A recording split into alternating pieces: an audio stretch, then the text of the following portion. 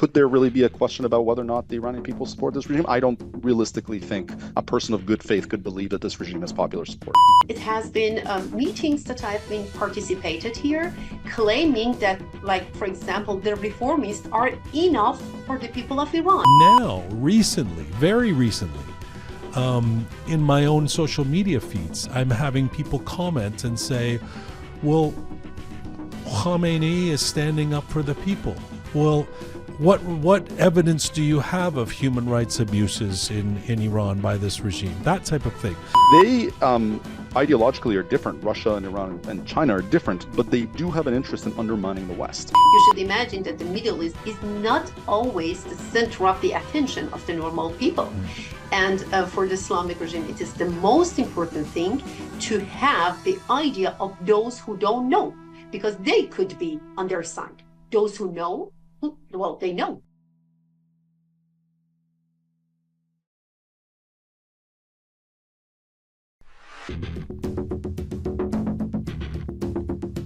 It's July 24, 2025. This is Roqe.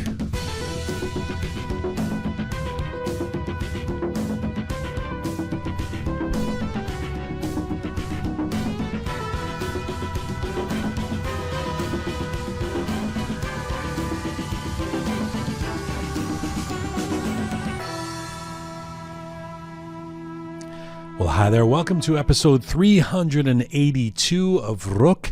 I'm Jian Ghomeshi. Hello to you from Toronto. Hello to you from Canada. Salam dostan aziz. Durud bar shoma. Hope you are doing well wherever you are tuning in from around the world. Okay, so lately we're seeing something in the streets of the West that many of us in the Iranian diaspora could never imagine we would see. That is flags of the Islamic Republic of Iran in people's hands.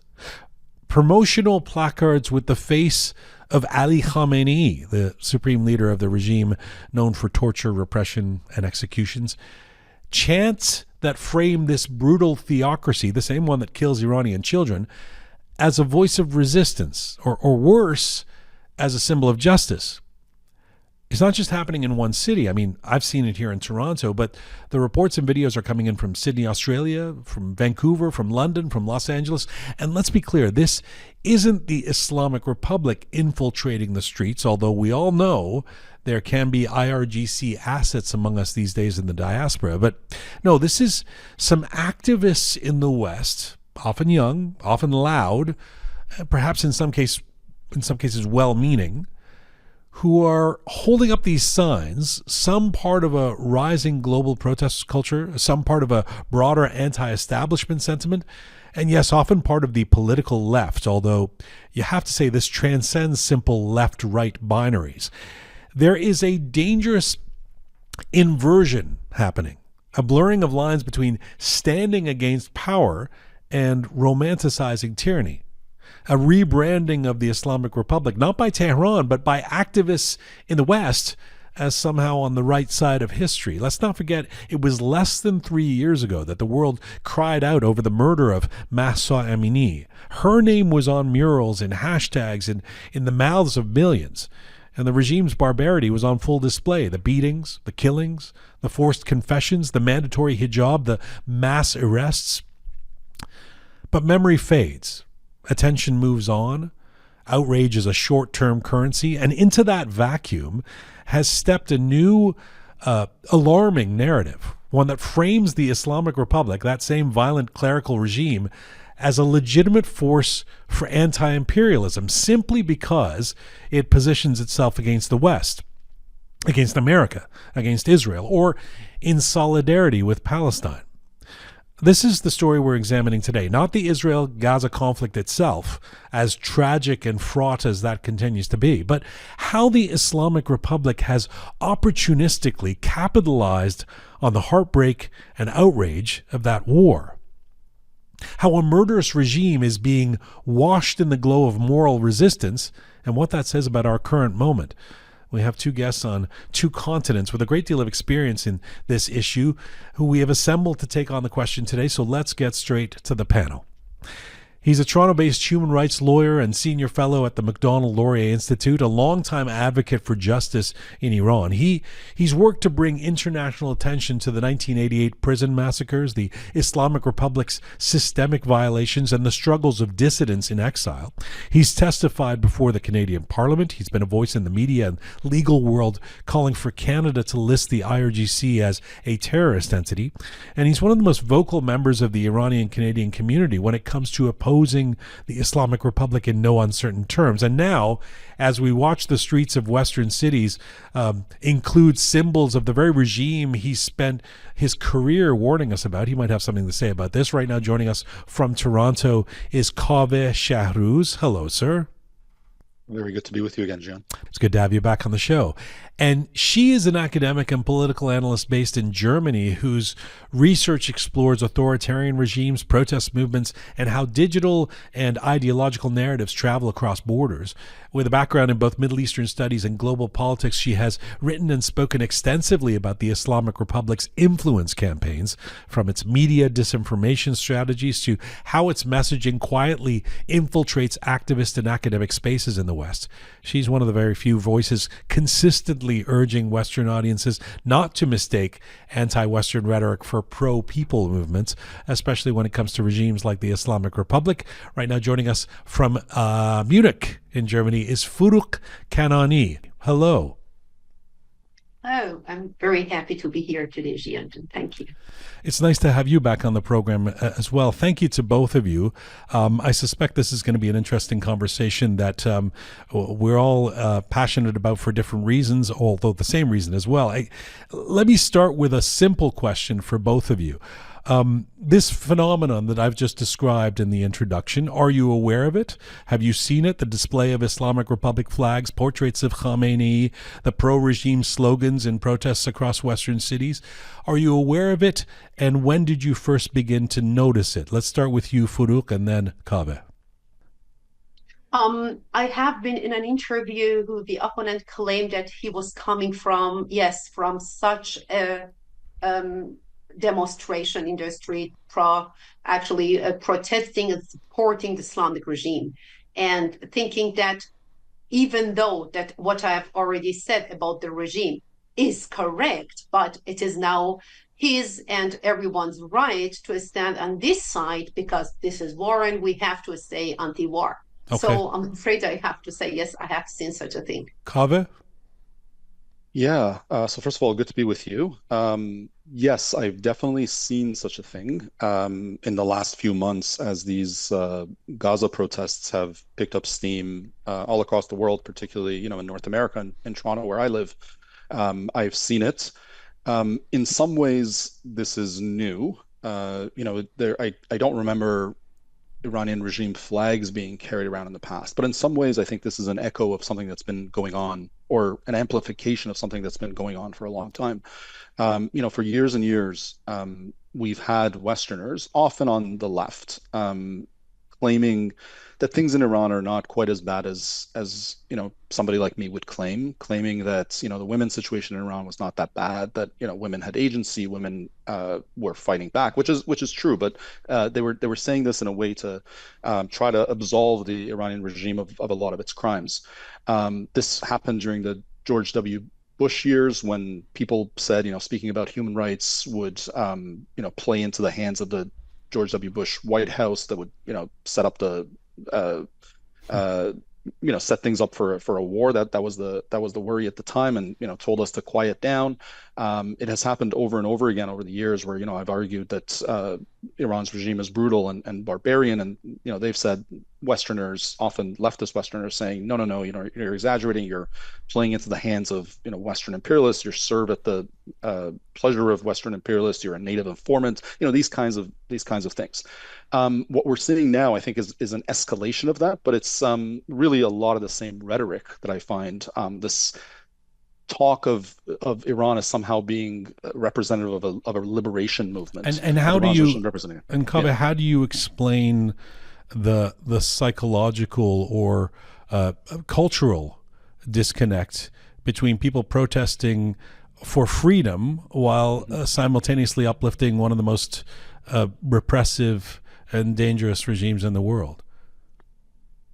It's hard to explain, but I think really what it comes down to is these folks are so focused on who their enemy or their perceived enemy is, and their perceived enemy being the United States and Israel, that they lose sight of kind of the moral issues at play.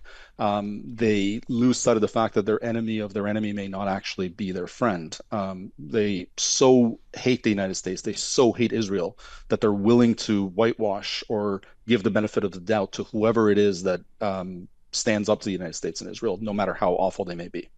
Forouq, is it as simple as that? The enemy of my enemy is my friend. That is, if the Islamic Republic is anti-America or anti-Israel, it automatically gets a pass from some activists in the West. Well, apparently it is. That is how actually they claimed about it. That is how they put it into the words. Only because they are fighting what the Islamic regime is fighting, so therefore they could be in the same side of like this part of the history. They could be alliances.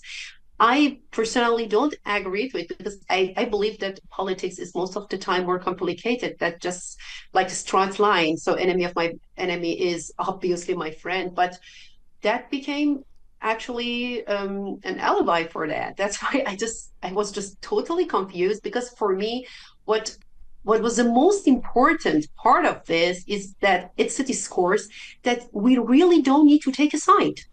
That was the most, and to my view, the most important and the most humanate side that could be taking no sides, at least in this part of the history, so to say. How much, Forouq, do you think?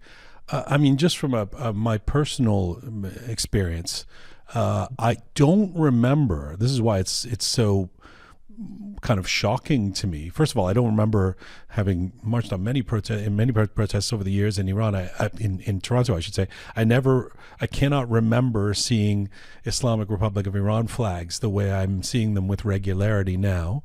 But I can't remember, even in the 5.5 years of doing Roqe, it was kind of a given, certainly during the Women Life Freedom movement, that the enemy was the regime. You know, it was how do you deal with the regime? Do you believe in revolution or reform, or how do we? It wasn't any kind of litigating of whether this is a dangerous and regime that engages in human rights abuses. And yet now, recently, very recently, in my own social media feeds, I'm having people comment and say, well, Khamenei is standing up for the people. Well, what evidence do you have of human rights abuses in Iran by this regime? That type of thing, which of course to us is absurd. Is that just ignorant? Is that just ignorance on the part of activists or young Westerners who don't know enough about the regime, or have forgotten already, or were never educated about it? Or is there something more nefarious afoot, Forouq? I'm afraid the both. I always see the both together. And if your audience that left such a comment are those who actually are not Iranians, then you may even add a level of ignorance against the human right in the third world country. I have to be very direct about it. I have seen it in Europe pretty often. It has been meetings that I've been participated here, claiming that, like, for example, the reformists are enough for the people of Iran. Do you know what does it mean? It means that what happens to you if it's a little bit less killing, like by percentage, would be okay because it's the Middle East, it's the developing country, or better to be honest, your third world country, which actually pretty much hurts my feeling and of course my pride, of course, as a human, because to me it shows okay, that's what we deserve. You know, we deserve this tyranny, we deserve this oppression, and I have been always very honest and pretty much direct about being against it. That, do you know what you mean? What do you mean that, okay, do you have any evidences? We never question when it comes to Europe when it comes to fascism here, when it comes to Nazism here, we never question. Okay, maybe the Jews were not particularly matching themselves to the society. We just believe that that was bad, and what happened must stop, and never again. Like that's the motto. So I just don't get it when it comes to Middle East, especially when it comes to Iran, and facing such a regime that is actually lacking the human rights sense. I mean, even the sense of it so deeply. It's exporting terrorism, it's expanding terrorism, and even as a threat, not only in Middle East but also now to the Europe. Like obviously, you hear this discourses that you may see some days that there are drones that are going to be exploded in European cities. Why, when it comes to them, you want us to accept the list? Well, I'm Why guessing. would we I'm just say, "Oh, guessing. okay, the reformists are good just because they don't kill as much"? I mean, even that is not correct, I have to say. But only if, even if it was correct, why would we accept it? Like, But do you think we were like less human being or what? I'm That's guessing. always the question. I'm guessing the answer would be that the framing of the leaders of the Islamic Republic as somehow the little guys, the underdogs against an imperialist monolith like America. And that seen through that frame, there were bombs being dropped on Iran, so they must be the good guys because they're it's the bad guys who are dropping the bombs. I mean, it is sort of back to the enemy of its enemy, but I'm assuming that's somewhere, the justification is somewhere in there. Kaveh, same question to you around ignorance or something more nefarious? I think there's something else happening. So I agree with the general thrust of what Forouq was saying, but I actually think the example she gave is kind of instructive. She mentioned, in Europe, we don't really question what happened to the Jews during the Holocaust and fascism being a bad thing. Well, actually, regrettably, people are debating that increasingly. You have Holocaust revisionists going on Tucker Carlson and Joe Rogan's show, right? Being given huge platforms. You have crazies like Candace Owens, actually talking about, the Holocaust really wasn't that bad, all that stuff. And really what you're seeing in Western culture is this bizarre thing that's been happening of things that we accepted as settled history, things that we accepted to be true, are suddenly being questioned by people of questionable political allegiances.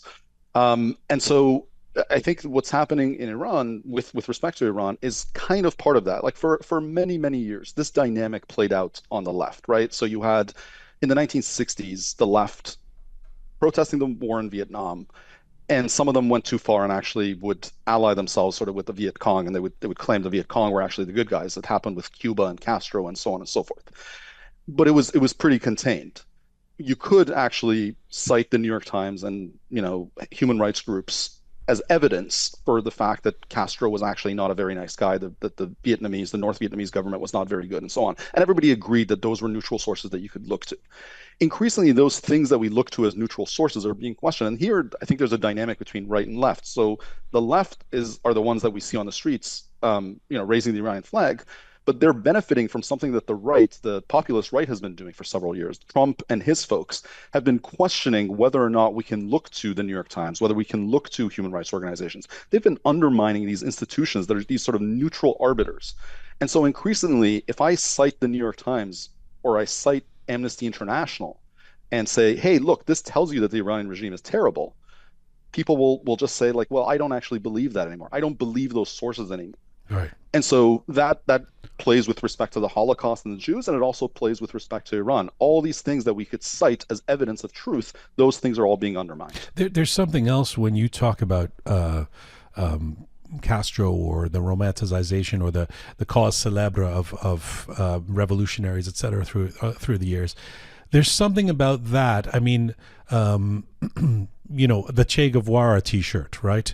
It feels kind of benign because it's history, and somebody might like the way the guy looks or something like that. As ridiculous as that might be to some who suffered under his fate or whatever it might be. But this feels different because it's happening in real time. There is a regime, as Forouq said at the beginning, whose arresting people and executing people daily. It's not you're not romanticizing a historical figure in the same way of Che Guevara. Is it different, Kaveh, or is it part of the same kind of cultural trend that we've seen for many years? Yeah, I mean, look, the college student that wears a Che Guevara shirt probably doesn't know very much about Che Guevara, right? But it's a shorthand for saying that I'm against the system. And so, and you know, I'm rebellious. It's a shorthand for saying I'm rebellious. I think much of what you see on the streets is naive Westerners that simply want to express their anger at the United States and anger at Israel for whatever perceived human rights violations. So I think there is that, but I totally agree with you. It is no longer just a benign sort of rebelliousness. You're actually playing into the hands of a regime that is currently engaged in horrific practices. So I think it's far more dangerous, but I think it's driven by the same rough impulses.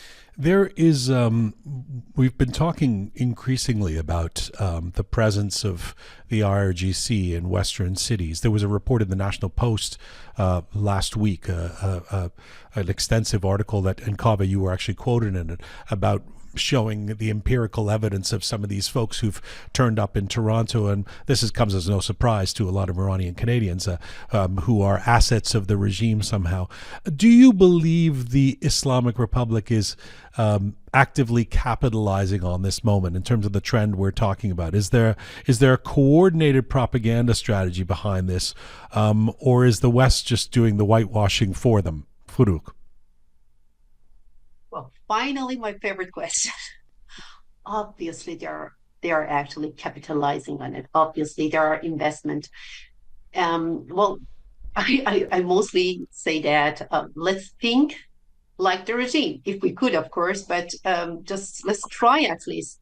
This is actually obvious that they would protect what they have been building all these whole years.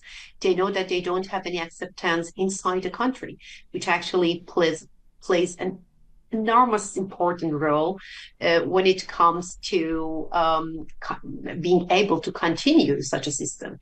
Well, they just don't have it.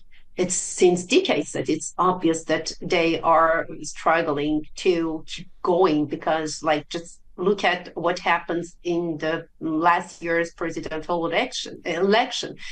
Almost lies after lies, and still they could take it up to 30%, which shows how low could be their position. Among them, there are those who think they have to be more focusing on the international relations. For example, they have always been implying this politics against and for human rights, at the same time that they are talking and at least claiming or pretending to be a good and reliable friend to European countries, for example. At the same time, they're hostaging the European citizens. That's how they show power, because they don't have anything else. The discourses have been failing for long time.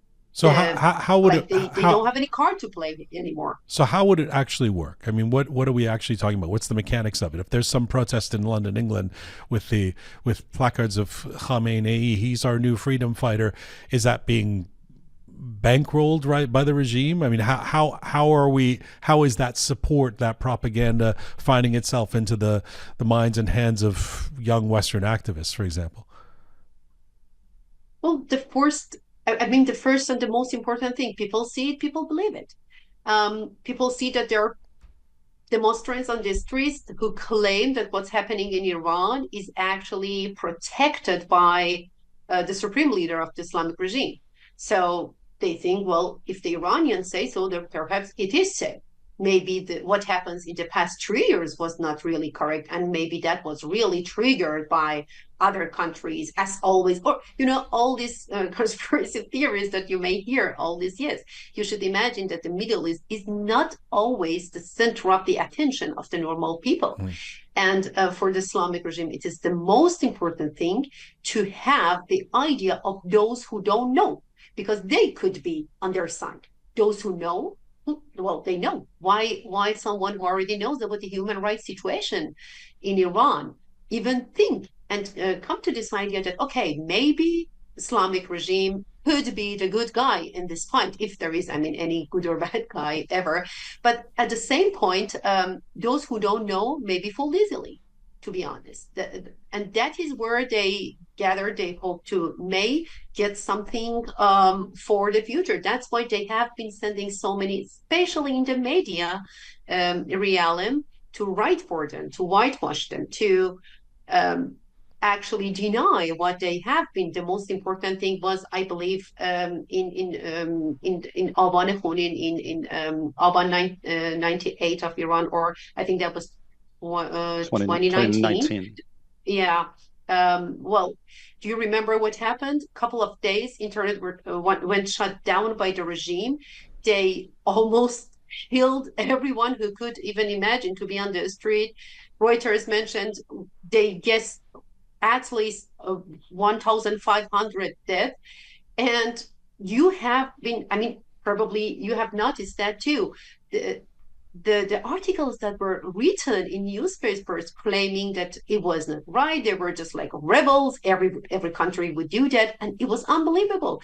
Well, maybe Kaveh knows better because that's his literally his subject of word and his area. But that showed me how important it could be for such a regime to send different narratives Okay. to spread the propaganda which actually doesn't exist when you know about the real situation of the Iran, how Iranians are actually always trying to put a difference between what Iran and what the Islamic regime is. Okay. They just try to remove it. Co- So yes, that's important for them. let That me is bring, how they get their lack of acceptance. let me bring Kaveh in on the same question: whether the Islamic Republic is actively capitalizing on this trend we're discussing. My sense is absolutely they are. It's obviously very difficult to show the actual flow of money, but instinctively, what I think is happening is the Iranian regime has. So I think there's several dynamics at play here. So the Iranian regime obviously has well-known propaganda outlets, right? It's got press TV, things that are very clearly associated with the regime. I think those things maybe appeal to a certain audience, but perhaps not to the Western lefty audience. But what the Iranian regime has also done over the years, it has set up, think tanks and lobby groups where there's plausible deniability as to whether or not these things are actually connected to Iran. But their talking points, the positioning of these organizations, are very pro-Iranian regime, very anti-Israel. Their position on U.S. foreign policy is always that Iran's regime should be appeased, that there should be a nuclear deal where a whole bunch of money is handed over to Iran, all this kind of stuff. And it's always couched in the language of being anti-war, pro-reform and slow, evolution of the Islamic Republic towards democracy, all this kind of stuff. And I think those things, the groundwork has been laid for many, many years. And these organizations that have existed for a couple of decades now, they have built a lot of networks with various sort of left-wing groups across North America. I suspect also Europe, but I'm less knowledgeable about Europe. And these networks are now being activated, where a lot of these groups now have relationships with these Iranian front, what I believe to be Iranian front organizations. And now, when the Gaza protests are happening, there's this alliance that already exists, and all these people come out in the streets, and suddenly Iran's regime has been normalized to them for a couple of decades, and suddenly, it's much easier to portray Iran's regime as being the good guys, or at least the ones that are sort of standing up for innocent Palestinians and so on. So that's one dynamic of Iran's regime sort of directly laying the groundwork. There is a separate dynamic, in my view, that doesn't just involve Iran's regime, but it involves all sorts of dictatorial regimes. So Anne Applebaum, the writer for The Atlantic, and she's written widely on the Soviet Union and so on, she's coined this term autocracy Inc. So Iran's regime, Russia, China, all these other countries, they ideologically are different. Russia and Iran and China are different, but they do have an interest in undermining the West. And this is what they've been doing for the past decade through, their cyber activity, through undermining Western institutions. All of this stuff, I think, over time has added up in undermining people's belief in the West as a concept, in Western institutions, And when you undermine that belief, there's just chaos in our society. And so suddenly it's not clear who the good guys and bad guys are. If the news is always telling you that Iran's regime is bad and it kills, oppresses women and kills dissidents, well, we don't believe that anymore because over the past 10 years, I've heard that like nothing the Western media says can be believed, right? So I think there's these two projects, Iran directly wanting to pursue its own interests and the members of Autocracy Inc. just trying to undermine the West and create chaos in the West. There's an element, there's an added element too, which is I would argue, to answer my the question I posed to you myself, I would say there's an element of the Western media carrying the water for the regime as well. When you see someone like Tucker Carlson or certain CNN anchors interview leaders of the Islamic regime and let them get away with saying what they'll say, unchallenged, no supplemental questions, no sort of pushback. Iranians watching that can read the tea leaves and tell what's bullshit and what isn't.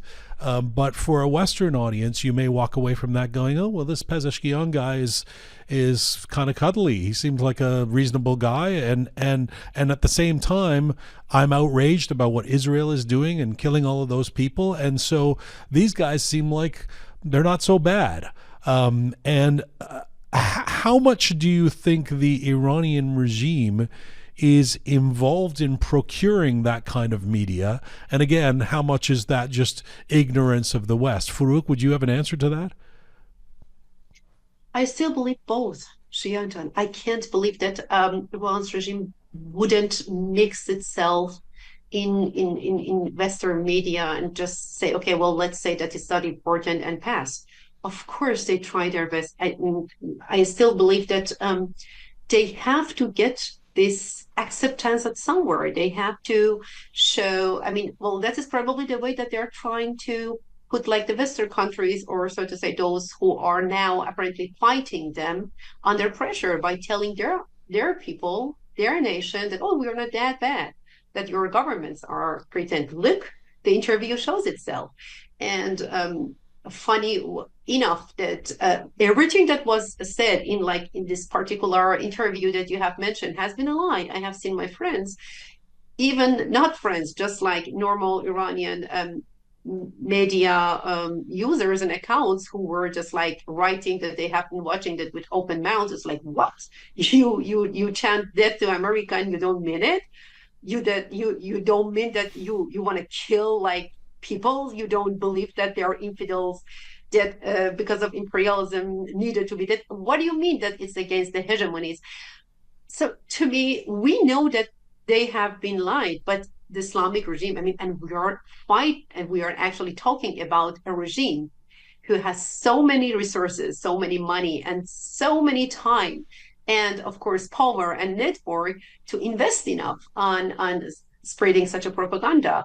How we could even think that they wouldn't come to this point, that how important it is to actually tell lies and spread this propaganda for the nations, hoping that they would fight or at least stand opposite against their own governments, hoping for stopping the war or not going to war, or I don't know, somehow fighting their propaganda. Literally right now, all the regime has is the hope to conquer the field in this way. I don't see anything else because apparently all they claimed has been a lie so far, and that became clear for many of these so-called Western countries. They have been seeing that the Islamic regime could really go far beyond any human rights orders, as I just mentioned.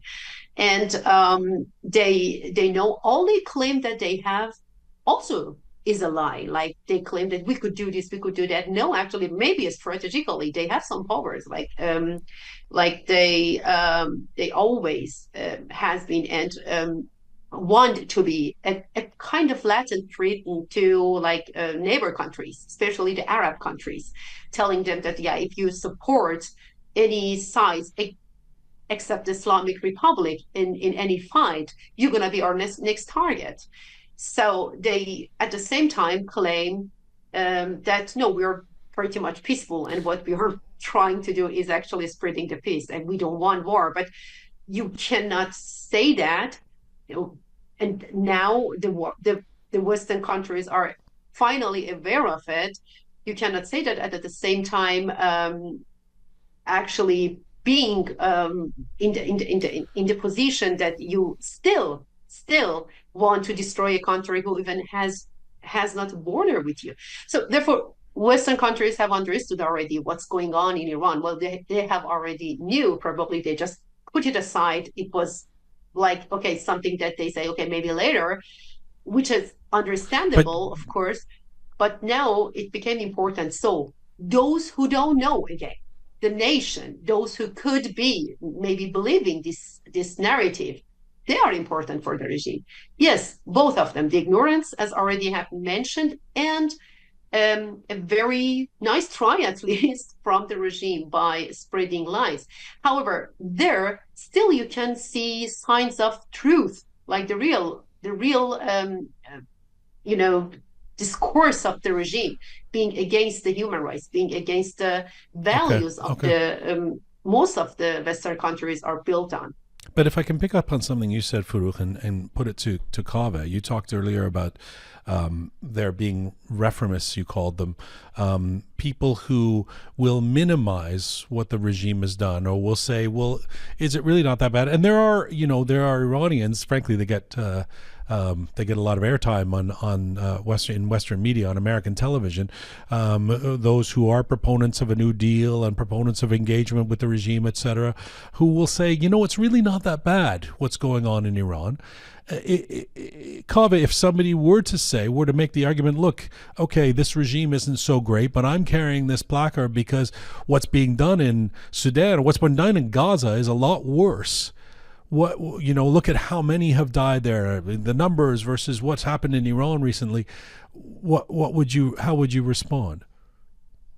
I would be really puzzled by that response in the sense that I'm not sure what the number of killed in Gaza or the number of killed in Sudan or anywhere else really has to do with what's happening in Iran. The Iran case stands on its own. Here's a regime that for 40 years has not permitted its people to live ordinary lives. It has dictated every aspect of a woman's life, including her very, very basic intimate choices in terms of literally what she wears. That has treated Baha'i as a second-class citizen. I could give you the whole list. You know the list. Mm-hmm. You don't need me to say all that. And the fact that some other actor somewhere else in the world is doing something bad, I don't think really has much bearing on this question of what's happening in Iran and Iranian people themselves. I don't think there's really much confusion about what they themselves want, right? Like we saw this 2 years ago at the price of at the price of their lives. People went out in the streets and said, we don't want this regime, we reject this regime. Could there really be a question about whether or not the Iranian people support this regime? I don't realistically think a person of good faith could believe that this regime has popular support. What do you think, Kaveh? What do you think? Both of you have worked closely with victims of the Islamic Republic regime and its atrocities over the years. What impact do you think the support for the regime that Western activists may be demonstrating in streets has on members of the Iranian diaspora who have been through what they've been through at the hands of the regime? Kaveh? I think it's incredibly depressing and demoralizing for those victims. They are being re-victimized, frankly. I don't like that term, but I think it's true. To be tortured or have your family members killed, and then to think that you've escaped all that and to come here and then to have people sort of try to whitewash what happened to you and deny what happened to you. I think that's incredibly demoralizing and depressing, as I mentioned. I think there ought to be some pushback, and I think here the blame lies with the Iranian diaspora to some extent. I don't think we've been as effective as we ought to be in pushing back on this narrative. I think we're far too busy fighting each other, and I say that before we came on the air. I mentioned that Forouq and I had met and we had clashed online. Regrettably, there is a lot of this kind of infighting happening, and we're so focused on that we have not been very good at responding to that, and the cost of that is borne by people that have been the victims of this regime that come to the West and still can't get away from that regime. How would you answer that, Forouq? How the impact of support for Khamenei I put something on Instagram that I think it was from a protest that took place in New York, where somebody was carrying a placard with Khamenei's face on it, that said "the face of freedom" or something like that, something absurd. And I almost felt like I had to take it down because it was traumatizing. It was triggering so many of my friends or followers, people who follow me on social media, going, "Oh my God, I can't handle what I'm seeing here." What impact do you think this stuff has on the Iranian diaspora, Forouq? Yeah, well, what actually Kaveh said is true. At some point, many of people, they want to change. This is obvious what they don't want. And instead of focusing on that, they are focusing on what they want. I mean, at some point, they totally are aware of what they want, but they don't know how to put it in together, how to put it into words, how to fight for it, most importantly. So maybe, yes, mistakenly, they're fighting each other. Well, to me, there are fights that are not really fights. I mean, I don't have any problem if people like write something against me in social media. Actually, I'll be happy to see that, okay, there is something against. So I said something, it had an impact. And of course, I have to hear against it. And that's the politics. I mean, if there is nothing, then I would ask myself at the end of the day, what did I write today? I didn't get anything negative, so to say. I didn't get any opposite opinions. And I would be very happy if everyone could maybe think like this, because that is how we build on. That is how I improve myself, and that is how I am able to put myself on the other position and to think and to feel for the other side and to understand, yes, it's imaginable, or no, oh God, I cannot even think about it. But at some point, what I always talk about is that what we don't want is now a regime who is getting really power over even our discussions and, of course, the discourses. And there is exactly where, yes, you may see people who you thought or you have been at least hoping that they're fighting their regime, but eventually they said, well, you didn't do anything. I have to take a side. And here we go. I think about Iran. This guy, the supreme leader, claimed to be at the part of Iran, which was this fake nationalism that eventually, or at least, let's say, patriotism that eventually emerged among the regime's officials. And well, then here I am, which is stupid. Of course, we all know that it's kind of impossible. I mean, you must be pretty much naive to believe this narrative, but there is. So if this is there, maybe we should rethink, maybe we should think twice, and maybe we could eventually open our arms, at least towards each other, and being at least politically smart and think, okay, now we have a goal, and we both are fighting for it, and one step towards it. Maybe you come further, maybe I come further, but at some point we know how to balance it together, shoulder to shoulder. Other than that, what we are actually giving, at least to the people inside the Iran, is just disappointment. If we just can't even, I mean, at some point we all think that the other part is thinking wrongly, which is obviously okay, at least to me. Of course, for many people, I'm thinking absolutely wrong. And to me, maybe they are, but that is how exactly I want my country. Okay. And honestly, the whole world, I mean, I don't want, I Okay. don't want to be thinking like exactly this, the system of Iran who wants everyone to be like the Hezbollah. Back to the days they were saying, okay, there's just Islamic Republic Party. Well, even later that they couldn't even handle that, the party was even gone. But or at least I want different opinions. I want different spectrums. Okay. I want different backgrounds. And I want them to stay in the way, not to fight me. I'm not your enemy. Okay. I'm there for you. And I'm fighting for a situation that you, as someone who thinks 180 degrees against what I think, be able to be in this country, to fight for your rights, for your ideas, and be free. If you want to hear different opinions, you have to let us speak. You have to give others a chance to speak. Although I appreciate the filibustering, it's top. I appreciate it. Kaveh, do you have any response to that before I move on to No, okay? not at all. I wanted to ask you guys about. We hear a lot about the IRGC online, the cyber army, and it's been interesting to know that it exists and to experience it over the years here and there during Roqe. I mean, getting some threats and these type of things, especially during the protest movement after Mahsa Amini. But it was interesting recently, just to give you something anecdotal. I mean, we had about a month ago or a little while ago the Crown Prince Reza Pahlavi here. And in the aftermath of that interview, which obviously was a long interview that got a lot of attention, there was a discussion that happened on our platforms underneath, as you see, the comments people make underneath the YouTube video and underneath the clips that we would put up. And for the most part, it was a healthy discussion. There was a lot of fans of his there, and then there were people who would sort of come on and quite articulately in a lot of cases say, I don't think this guy sounds like a leader, or I didn't like this answer, or this didn't work for me, etc. Then all of a sudden, so it was a relatively civil discourse. All of a sudden, one day, on one of the clips we put up, we started getting hundreds, and then thousands of comments that were all very similar, anti-Reza Pahlavi, extremely similar to each other, that were with a similar narrative that was this, sort of calling him names and supporting the regime in Iran.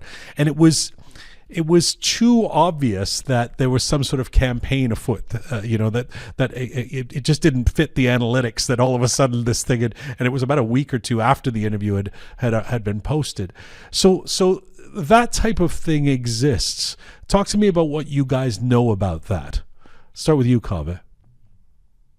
Yeah, the online world is toxic hellhole, and the Iranian regime really uses it to its benefit. So, what I think it has done quite successfully is that it has taken on hundreds, perhaps thousands of accounts, and they play different roles. They pretend to be supporters of this person or that person, and they kind of we refer to it as the cyber army, and it really does operate like an army. I mean, there's a game plan in terms of now we're going to push this narrative, we're going to attack this person, we're going to attack that person, and and they're often quite successful at kind of pitting people against each other.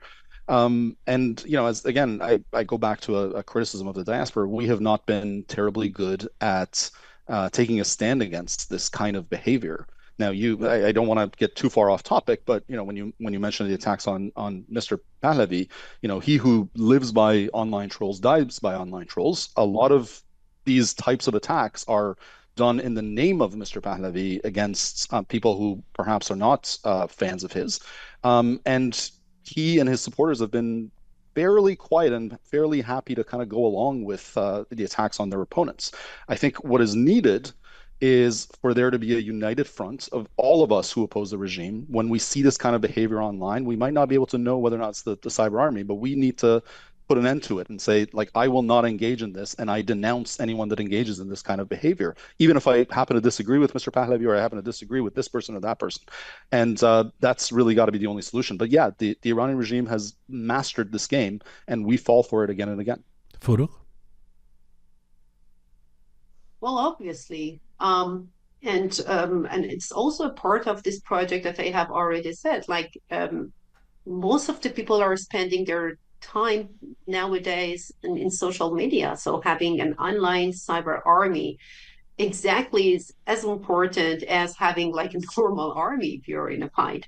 So I believe, yes, they are everywhere. And most importantly, some of them might be like in, so to say, anonymous accounts working under such a circumstances. Some of them no. I mean, they just don't expose that they are working for the regime by under any circumstances. They just don't want to put like a finger or something. But Of course, there is something like this. They could claim that they are being monarchists. They could claim that they are against monarchy, and by having such an attitude, they could actually constantly destroying the other side and giving this vibe, especially to the people of Iran, or as I already mentioned, to those who don't know about Iran as much and just see and believe, um, especially like about the war situation or any crucial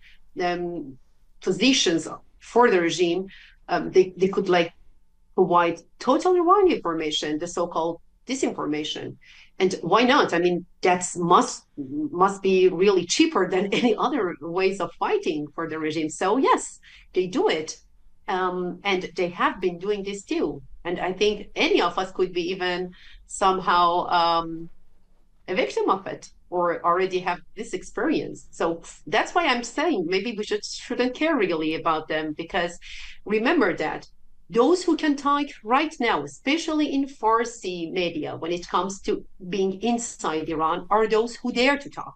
So they, like most of the time, the conversations that you hear or the comments that you get in social media, doesn't matter which one, if it's from the Iran, are those who dare to talk, because everything except that is being illegal and pretty much dangerous. So what I hear nowadays, not that I ignore it as someone who is like focusing on discourse analysis, I know what's behind it, why I'm getting this kind of comments more than what I've get before, and not the other like always against the regime comments, so to say. Just anticipating the kind of pushback we'll get on this conversation. What would you say to somebody who says, what would either of you take this, somebody who says, for people inside Iran, who cares if some college student in Vancouver is running around with an Islamic Republic flag? What does that really have to do with the daily life of people inside Iran? Kaveh, what would you say? I would say that those college students actually affect the discourse at a higher level in the West. They tend to affect news coverage. They have an effect on how journalists cover a story, and they affect politicians. Now, initially their impact will be on left of center politicians, but over time that kind of works its way into the political discourse. What they're trying to do, it used to be, there's this concept of the Overton window, the things that you're allowed to talk about in polite society, the concept, the policy ideas that you're allowed to discuss. And people at both sides of the political spectrum try to open up the Overton window to their ideas that were once deemed extreme. So 10 years ago, the idea of the Islamic Republic being a normal regime was not in the Overton window. People didn't think it was normal. Well, that college student that carries that, what they're hoping to do over time through the media, through left of center political parties, is to open up that discussion so that in 5 years' time, the Iranian regime is just treated like a normal regime, and they're just treated like any other country. Where, in my view, they ought not to be treated that way. They ought to be treated as a pariah in the international community. What do you, before we end off here, and with great gratitude to both of you for taking the time to be part of this today, what do you believe we can, if anything, do about this? This notion of reframing the Islamic Republic as something just, or even acting in the cause for freedom in other places, etc., that is being bought by seemingly by activists and others in the West. What is it that we can? You've both spoken about unity in the amongst Iranians in the diaspora and beyond. I mean, that we always seem to return to that. I'm not sure, even if we were unified right now, what's the prescription? What do we do about this? Forouq, you first, and then last word to Kaveh. Well, we have to be the resonance of the voices in Iran, even though, as I just already mentioned, they are being now a little bit louder than before because, well, they dare probably less. We sweep this will of the people of Iran. And at the end of the day, we have to consider that we are the game changers, not any other country or not any other power. That's what we hope for. And that's what we on for, of course.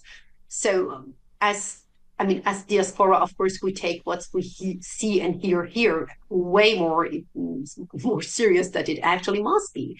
People inside the Iran think only about Iran, and they really look forward and strive.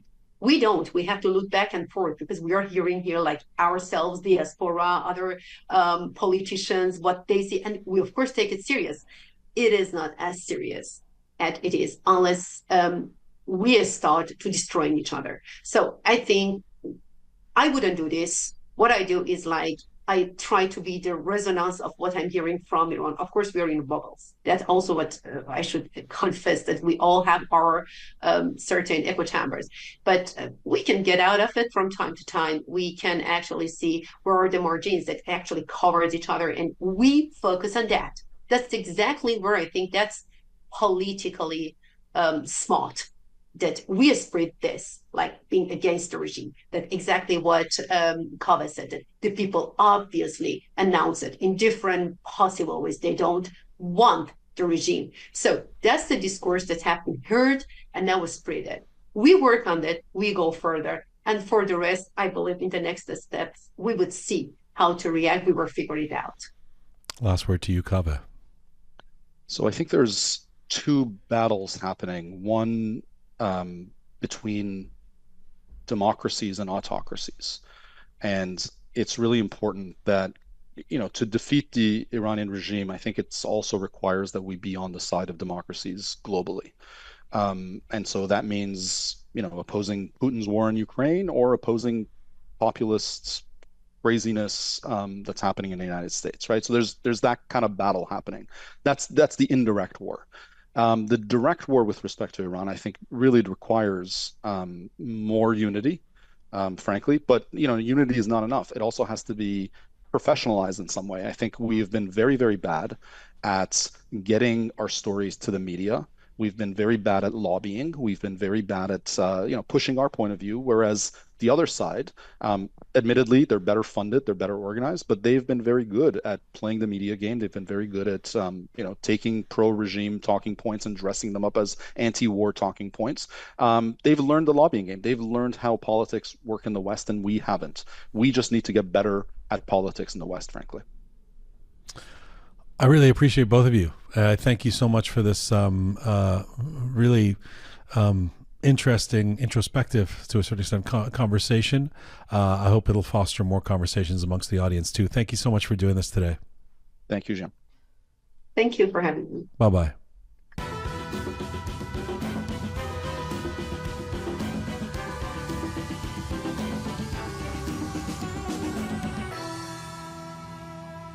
All right. Big thanks to both Kaveh and Forouq for being on the show. I'm sure you have comments, ideas, thoughts. By all means, you can post on any of our platforms your thoughts, or you can email us at info@roqemedia.com, info@roqemedia.com, and let us know what your thoughts are. This is full time for this edition of Roqe. Thanks to the amazing team who put this show together each week. Tina, the photo and video queen, even though she's been in Turkey, but she's come back, so we still say her name. See you soon, Tina. Talented Anahita, savvy Roham, and super Parisa. Special thanks to Charming Kimia. Get well soon. Smart Pega, the methodical Kaveh, and the rising Keon. For your help. Thank you to all of you out there for supporting us and sharing our content. Do subscribe if you haven't done so already on any or all of our platforms. It is free to subscribe. Just press on the subscribe button. You can find the show on Instagram at Roqe Media. You can find me on Instagram at Jian Ghomeshi. And as ever, please, Mizun Bashi.